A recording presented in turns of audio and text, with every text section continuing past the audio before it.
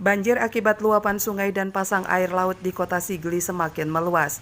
Jalan lintas provinsi dan sejumlah ruas jalan protokol di ibu kota Kabupaten Pidi terendam setinggi hampir 1 meter sehingga mengganggu aktivitas warga. Sejumlah kendaraan mogok akibat nekat menerobos genangan banjir di bundaran Kota Sigli. Petugas Satlantas Polres diturunkan untuk mengarahkan dan membantu pengendara melewati genangan banjir. Jalan lintas Sumatera di gerbang Kota Sigli nyaris bagai lautan. Kawasan perkantoran dan jalan antar provinsi terendam hingga mencapai 50 cm. Mobil masih bisa melintas, sementara sepeda motor rawan mogok jika menerobos genangan banjir.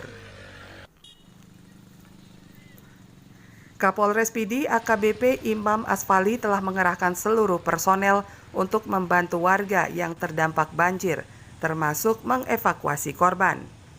Hingga Senin sore, arus lalu lintas masih terganggu akibat debit air banjir yang terus meningkat. Banjir luapan sungai bersamaan dengan pasang air laut dan mengakibatkan genangan lama surut. Hakikatnya seluruh personil kita libatkan untuk membantu masyarakat yang terdampak banjir.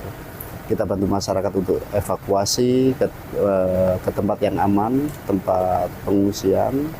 Memang hari ini memang di seputaran kota, ini kan masyarakat juga sudah ditempatkan di Mespemda.